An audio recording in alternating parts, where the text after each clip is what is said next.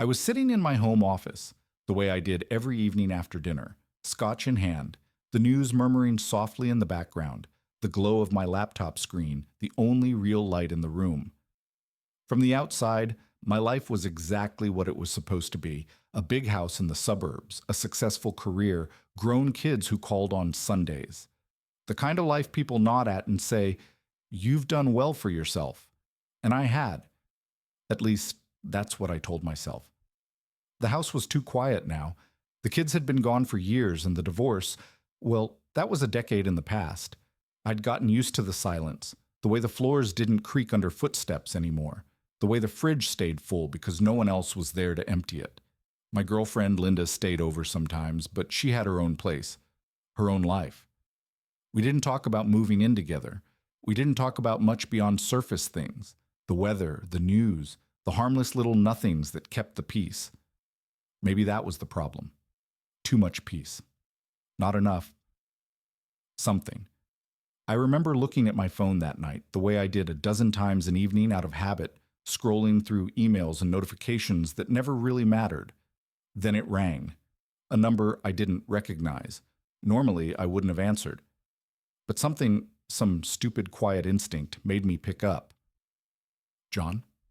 A voice I hadn't heard in 10 years. A voice that shouldn't have been able to reach me anymore, not after all this time.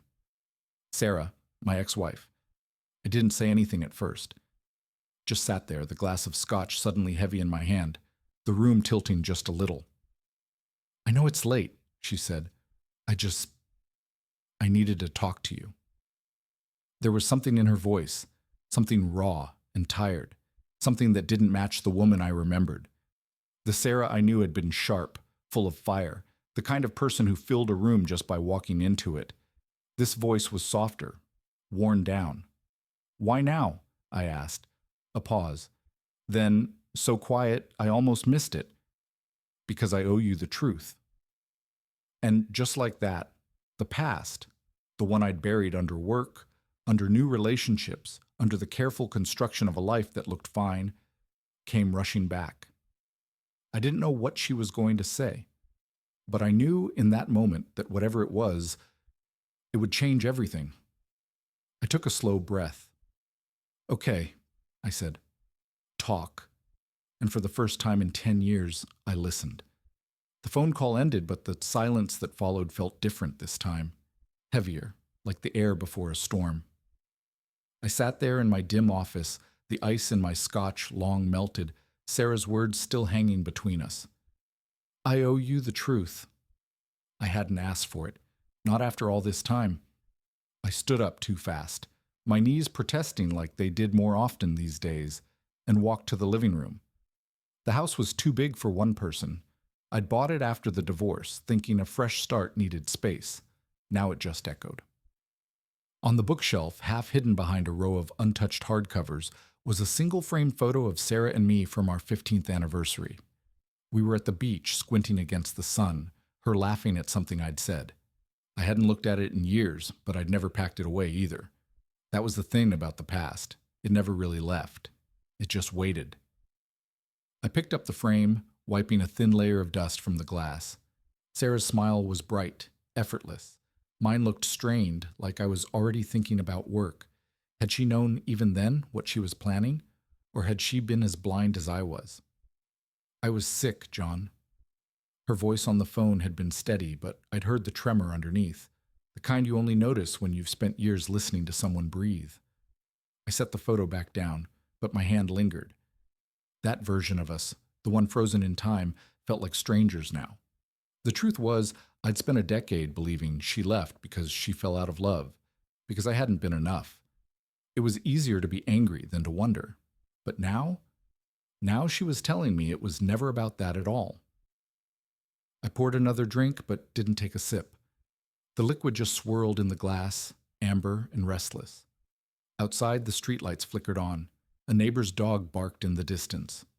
Normal sounds. A normal night. But nothing felt normal anymore. I kept waiting for the anger to rise, the way it used to when I thought about her. Instead, there was just this hollow ache, like I'd missed something obvious. like I'd been so busy blaming her that I never stopped to ask why. I picked up my phone, thumb hovering over her number. One call, and I could demand answers.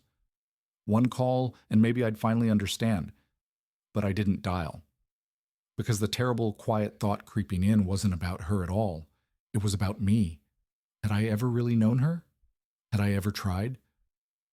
The glass in my hand was cold. The house was quiet. And for the first time in 10 years, I wasn't sure of anything. 3 days passed before I called her back. 3 days of half-finished work emails, of pouring coffee and forgetting to drink it, of lying awake staring at the ceiling fan's slow rotation. The photo still sat on my bookshelf, but now it faced outward, a silent accusation. On the fourth morning, I found the box. It was tucked behind winter coats in the hall closet, one of those plastic storage bins labeled MISC in my own handwriting from when I'd moved. Inside were the artifacts of a dead marriage, birthday cards signed with love, ticket stubs from concerts we'd attended, the brochure from that Napa bed and breakfast we'd loved. Normal things, happy things. Beneath them all lay a sealed envelope with my name in Sarah's looping script. My hand shook as I turned it over. The paper had yellowed at the edges. Postmarked 2 months after our divorce was finalized. Return address: a P.O. box in Oregon I didn't recognize. I remembered getting mail from her during those early months, legal documents, the final division of assets. I'd thrown most away unopened, too angry, too proud. This one must have slipped through. The tear of the envelope sounded unnaturally loud. Inside was a single sheet of stationery and a smaller, folded paper. The letter began, "John, by the time you read this, I'll be gone. Not just from the house, and not just from the state, but from—" My vision blurred. I had to set it down, take 3 steadying breaths before continuing. The smaller paper was a doctor's letterhead, terminology I didn't understand at first glance. Numbers, percentages. The word prognosis circled in red ink. The truth settled over me like snowfall, quiet, inexorable, transforming the landscape of my memories. All those arguments near the end, her unexplained absences, the way she'd started sleeping in the guest room. I'd assumed it was me, that I'd failed her somehow. The grandfather clock in the hall chimed noon. Sunlight pooled on the hardwood where I sat slumped against the closet door. Somewhere outside, children laughed on their way home from school. I read the letter 3 more times, each pass uncovering some new devastating detail. The diagnosis she'd hidden, the experimental treatment she'd pursued alone, her belief that leaving would spare us both more pain. The final line undid me completely. Please don't try to find me. This was never your fault. But that was the terrible irony. It had been my fault. Not her illness, but my blindness, my selfishness, my refusal to see what was right in front of me. I pressed the heels of my hands against my eyes until colors bloomed in the darkness. The question wasn't why she'd left anymore. The question was, what kind of man had I become that she couldn't stay? The envelope sat on my kitchen table for a week. Every morning I'd make coffee, stare at it, and walk away. It became a silent companion to my routines. There when I ate toast standing at the counter. There when I sorted mail. There when I turned off the lights at night. On the 8th day, I noticed something I'd missed. Folded inside the doctor's note was a prescription slip. Not for medication, but for therapy. Sarah's name, a date 3 weeks before she left, and a handwritten note in the margins. Patient expresses concern about husband's ability to cope with diagnosis. Recommends joint sessions. I nearly laughed at the absurdity. All those years I'd been seeing a therapist to deal with her abandonment, and she'd been trying to get us into counseling before she left. The kitchen clock ticked louder than usual that night.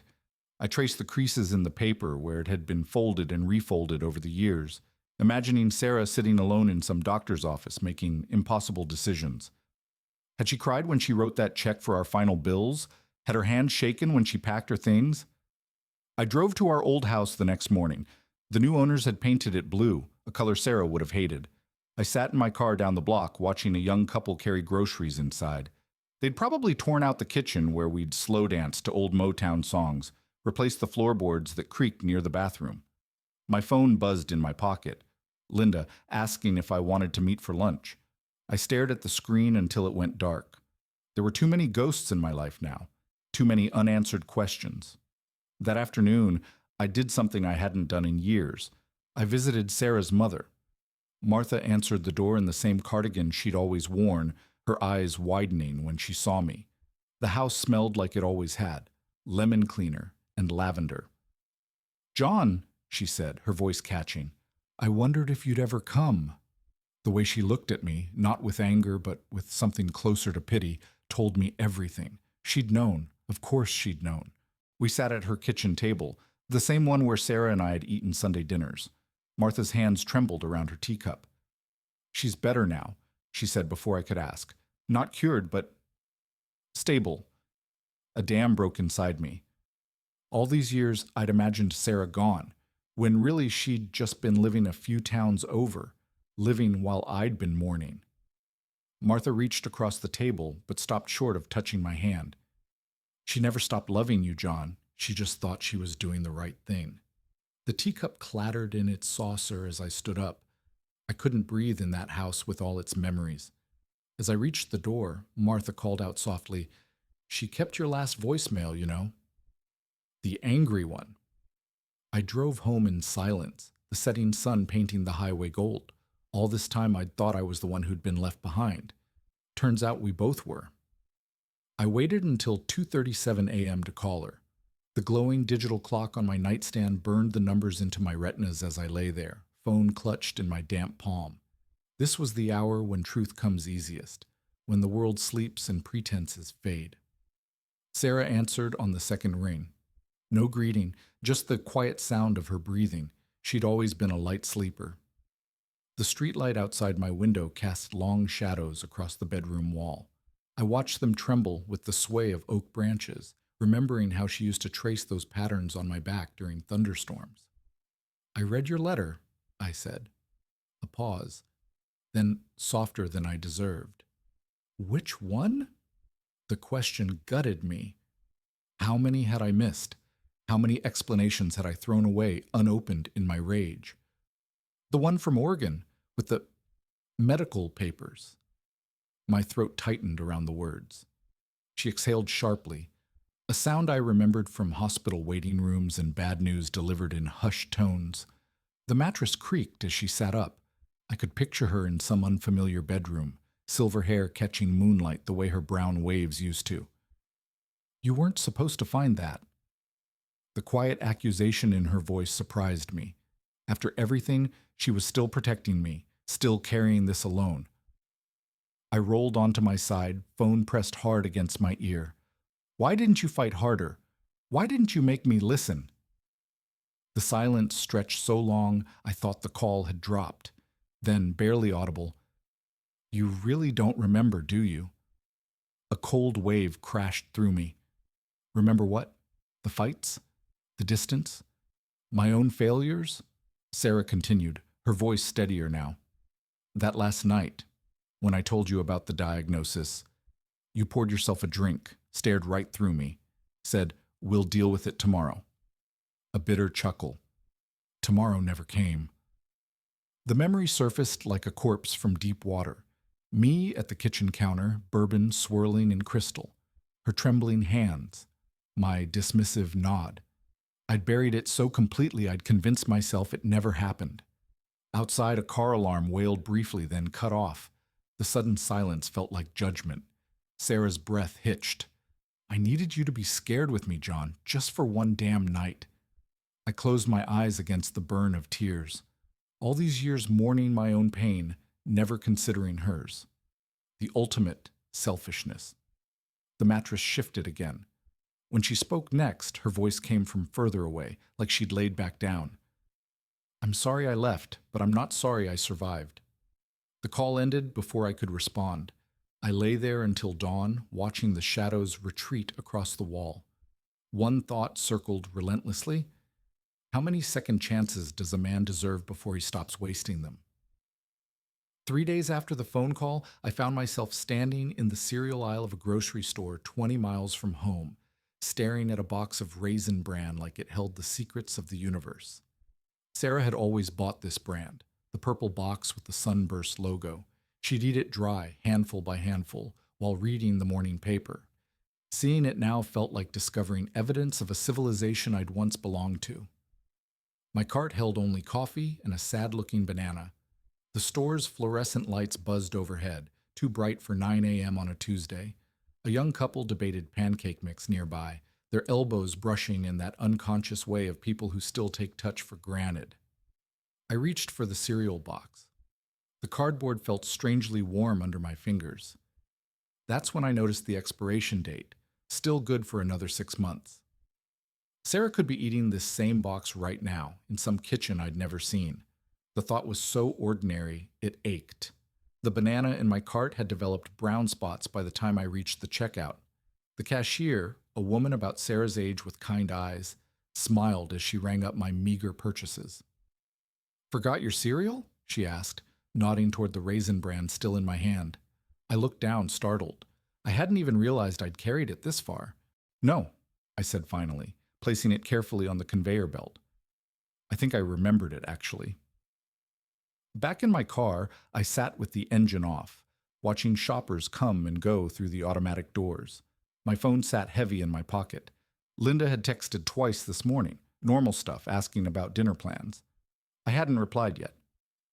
The cereal box sat beside me on the passenger seat, absurdly cheerful in the muted morning light. I traced the logo with my thumb, remembering how Sarah would always leave the bag unclipped inside the box, how the cereal would go stale by week's end, how I'd complained about it for years. Now the memory felt precious. I pulled out my phone and opened a Maps app. Sarah's mother had said she lived a few towns over. How hard would it be to find her? A search for oncologists in the area, maybe cross-reference with... I locked the screen abruptly. The glass reflected my face back at me. Older than I expected, lines deeper than I remembered. What right did I have to walk back into her life now, after everything? But what right did I have to stay away, knowing what I knew? The cereal box crinkled as I shifted in my seat. Outside, a minivan pulled into the spot beside me, kids tumbling out before the vehicle fully stopped. Their laughter filtered through my closed windows. I started the car, drove home, put the Raisin Bran in my cupboard next to the oatmeal I never ate. That night, I dreamed of Sarah standing in a doorway, one hand holding the frame like she couldn't decide whether to come or go. When I woke, the digital clock read 2:37. The cereal box stared at me from the kitchen counter when I went to make coffee. I still hadn't texted Linda back. The Raisin Bran box stayed on my kitchen counter for a week. Every morning, its purple sunburst logo mocked me as I poured coffee, the unopened bag inside rustling faintly when I walked past. On the 8th day, I found myself driving north without deciding to, following back roads that still felt familiar in my bones. Sarah's house was smaller than ours had been, a white cottage with blue shutters tucked behind a row of birch trees. I parked down the block and watched the front window where a lamp glowed yellow against the fading afternoon light. My hand stayed clenched on the wheel long after I turned off the engine. She emerged an hour later, wrapped in a sweater I didn't recognize, carrying a trash bag to the curb. 10 years had softened her edges, her hair shorter, more silver than brown, her movements careful but steady. Alive. So devastatingly alive. I rolled down my window just enough to hear the crunch of gravel under her shoes as she walked back inside. The scent of wood smoke curled through the autumn air. Somewhere behind me, a child shrieked with laughter. It took 3 more evenings like this before I understood what I was really waiting for. Not courage, but proof. Proof that she was happy without me. Proof that my showing up now wouldn't wreck the fragile peace she'd built. On the 4th evening, the proof came. A man emerged from the house just as dusk settled, gray-haired, tall, holding a casserole dish covered in foil.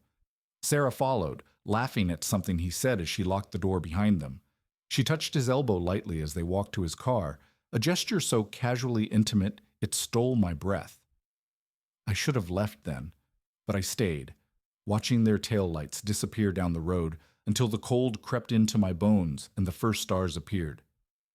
The truth settled over me quietly, like snow. This wasn't a story about second chances. It was a story about letting go. I drove home in the dark, the empty highway stretching before me. When I passed our old exit, the one that led to the house we'd shared, to the life we'd lost, I didn't slow down. Back in my kitchen, I finally opened the cereal box. The smell of raisins and wheat brought her back so sharply I had to steady myself against the counter. I ate one dry handful, then another, standing in the silent house where no one would ever again complain about leaving the bag unclipped. The next morning, I texted Linda, "Can we talk?" And when she arrived with her key still in the door, her eyes already wary, I did something I should have done a decade ago with someone else. I told the whole truth.